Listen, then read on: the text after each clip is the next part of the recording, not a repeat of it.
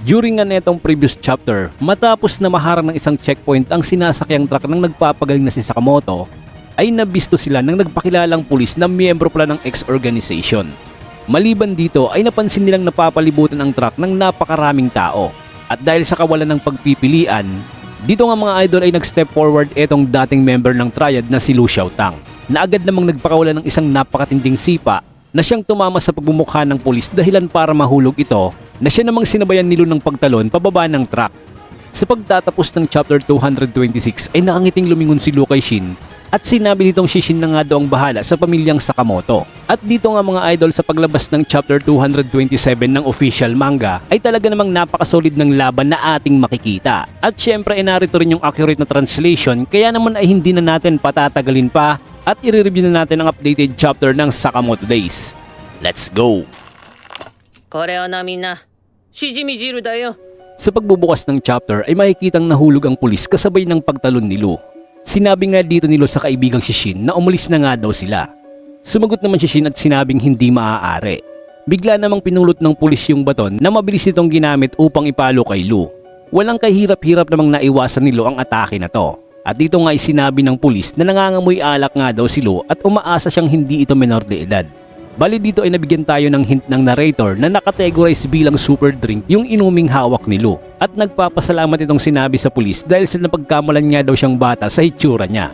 Sa kabilang dako naman ay nagsimula na ding sumugod ang mga kalaban, kung saan ay nakahanda naman dito etong si Shin para harapin ang mga ito. Mula sa likod ng clairvoyant ay makikita ang isang kamay na humablot sa kanya, na bigla ding sinabi nito na umalis nga daw si Shin sa daraanan niya. Sa sumunod na panel mga idol ay sobrang bilis ng mga pangyayari, kung saan ay isang killing path ang dinaanan ni Granny Mia at pinaglalaslas ang mga leeg ng mga kalabang nakaharang. Base nga sa panel na to mga idol ay 7 agad ang walang kahirap-hirap na dinispatcha ng matanda na talaga namang ikinagulat ni Shin. Matapos noon ay nagsalita ito at sinabihan ng mga kasama na wala nga daw dapat na humambalang sa daraanan kung ang isang babae ay gagawa ng sakripisyo. Mas mainam na lang daw na manahimik ang mga ito at gawin ang kanilang mga trabaho. Sumagot naman si Kindaka kay Granny ng may pagtutol, kung saan ay sinabi nitong kailangan pa nga daw siya ni Sakamoto. Sumubat naman si Granny at sinabing tapos na nga daw ang trabaho niya. Ginawa niya na nga daw ang lahat ng makakaya niya and the rest ay nasa mga kamay na nga daw ni Taro ang paggaling niya. Halata naman ang pagkagulat sa mga mukha nitong sina Shin at Kindaka, habang sinabi ni Boyle na hindi niya hayaang maiwan ang isang matanda at isang batang babae. Well, sa mga hindi pa nakakaalam sa ugali nitong si Boyle, talagang napaka-gentleman neto pagdating sa mga babae, as we have seen during ng naging debut nila ni Ubiguro nung chapter 11 ng manga. Subalit despite nga neto ay walang ano na biglang sinapak ni Wutang si Boyle sa muka, habang umiiyak na sinasabi na nakapagdesisyon na nga daw sila sa kapalaran niya. Kinakailangan na nga daw nilang umalis or else papatayin niya nga daw etong si Boyle. Natauhan naman dito sina Kindaka at Shin mula sa mga sinabi ni Wutang, at bagamat mahirap sa loob ni Shin na iwanan ang kaibigan, ay dali-daling minaniobra ni Boyle ang truck papaalis sa kinaroroonan. Dito ay sinabi ng pulis na nakatakas na nga daw yung target nila dahil sa kagagawan ng dalawang to. Habang naitanong naman ni Lu kay Granny na kung kaya pa ba nitong lumaban, sinabi naman ni Granny Mia na kadalasan ay pinapagaling at inaayos niya ang mga nabaling parte ng katawan ng tao. Dito ay biglang may sumulpot na isang lalaki na may hawak na kutsilyo, at sa pagsugod nito ay agad na naiwasan ng matanda ang atake, kasabay ng paghawak nito sa braso ng kalaban. Makikitang pinindot ni Granny yung weak point sa braso ng kalaban dahilan para mamilipit ito sa sobrang sakit. At nang mabitiwan nito yung kutsilyong hawak ay agad itong sinulo ni Granny na siya namang mabilis na itinarak sa dibdib nito.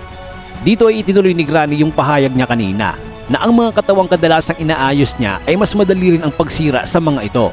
Medyo napuno naman dito yung pulis sa mga narinig kay Granny Mia, kung kaya't sinabi nito na ikinalulungkot niya sapagkat kinakailangan nga doon niyang i-revoke yung lisensya ng matanda. Sumagot naman si Granny at sinabi na napakamahalas nga daw ng pulis na to, sapagkat 10 taon na nga daw ang nakalilipas mula nang napaso yung lisensya niya. Dahil sa tagal na nga din ay medyo nalimutan niya kung paano i-operate yung tinatawag na killing brakes. Sa kalagitnaan ng palitan ng mga trash talks ng dalawa, dito ay nakaramdam ng kakaiba yung pulis na to, at sa pagtapo niya ng tingin sa braso niya ay nakita niya ang 2 piraso ng karayom na nakatusok dito. Narealize din ng pulis na hindi siya maagalaw, at sa mga sumunod na tagpo ay naramdaman niyang nakasampa na yung matanda sa mga balikat niya.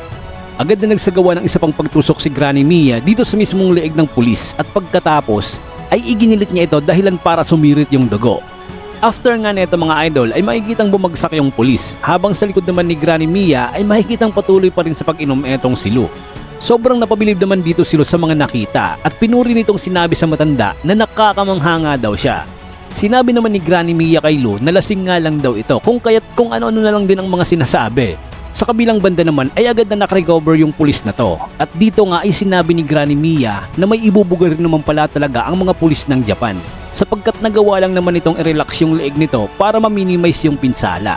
Dito mga idol ay nagsimula namang magkwento yung pulis na to na sinabi niyang napakahirap nga daw maging isang alagad ng batas na even lisensyado silang pumatay ay kinakailangan pa din daw nila itong pigilan. Subalit kung wala na din talagang pagpipilian para maiwasang makapatay ay kinakailangan nilang masiguro na ma-justify nila yung magiging aksyong gagawin nila. Talagang napakasakit sa ulo nga daw yung mga ganitong senaryo kung kaya't hanggat maaari ay sinusunod niya yung instinct niya. Subalit ngayon, dahil sa pagkawala ng mga annoying rules ay malaya na nga daw siyang pumatay kung gugustuhin niya. Ramdam niya nga rin daw sa mga oras na to para bang birthday niya. Makikita naman dito mga idol na na-convert yung baton niya into other weapon which is ang tawag dito ay Sasumata. Originally, yung weapon na to mga idol ay dating gamit ng mga Japanese samurai at mga retainers. Subalit sa paglipas ng panahon, lalo na sa modern era ng Japan at ng iilang mga bansa, ay mga pulis at law enforcers naman ang mga gumagamit nito. Nagagawa nilang immobilize ang mga kriminal nang hindi napapahamak ang mga salarin at maging ang mga gumagamit. Optional naman na pwedeng maikabit ang mga spikes para maging mas more lethal yung weapon na to kung may paggagamitan na talagang kinakailangan. Sa sumunod na panel ay nagsimula ng umatake yung pulis na nagawa namang makailag ni Granny Mia.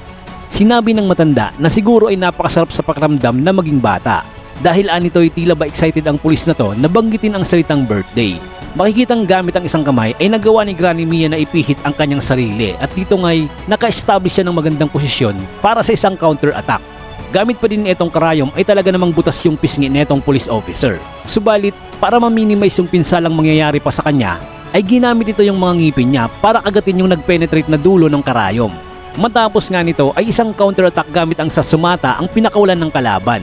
At dito nga rin ay biglang kinaladkad ni Lou si Granny Mia para maiwasan yung ataking tatama sana sa matanda. Naitanong naman dito ng matanda kung okay nga lang ba daw si Lou na agad naman itong tugon na napasobra nga daw yung pag-inom niya nang wala palang laman ang sikmura. Walang ano-ano'y bigla na lang sulpot etong pulis at nagawang makorner sa leeg si Lou gamit ang Sasumata. Tumalsik naman dito si Granny Mia habang binibigkas ang pangalan ni Lou. Napalingon naman si Lou at pagkatapos ay sinabi ni Granny Mia na isuka nga doon ni Lou yung laman ng tiyan niya. So dito nga mga idol ay mapapansin natin etong lighter na inihagis ni Granny Mia. Napapatapat na sa bibig ni Lou habang dito naman ay sinusubukan ni Lou na isuka yung alak na ininom niya. Makikitang matagumpay na nagawa ni Lou yung plano at talaga namang nagliyab yung pagbumukha na itong pulis na to. Napag-alaman din natin dito mga idol base sa label na itong alak ay nagko-contain ito ng 90% alcohol na talagang napakatapang at sapat na dahilan para maging flammable ito. Nakaramdam naman ng ginhawa si Lou matapos na mailabas ang nainom. Habang sa kabilang dako naman ay ipinagpag ng police officer yung nagliliyab nitong katawan na katulad ng kay Kito during chapter 226 na kasalukuyang nilalabanan din ngayon ni Hisuke. Sa pagtayo ni Lou ay bahagya itong nandire at sinabi niyang hindi siya makapaniwala na sumuka siya at talagang nakakahiya nga daw ito. Sinabi naman ni Granny Mia na kinakailangan nga daw humigop ni Lou ng mainit na sabaw mamaya upang mahimasmasan. Habang dito naman sa pinakahuling panel ay sinabi na itong police officer na nababagay nga daw ang death penalty para sa dalawang to dahil sa ginawa nitong Whatchamalot obstructing a public official or whatever. At dito na nga nagtapos yung chapter 227 ng official manga ng Sakamoto Days. So guys, abang-abang ulit sa mga susunod na upload ng mga bagong chapter at papatapos na din pala yung ginagawa kong video about sa update ng top 10 strongest character dito sa manga ng Sakamoto Days. Kaya na may dito ko na muna tatapusin to at syempre ay magkikita-kita ulit tayo sa susunod na video. Bye-bye!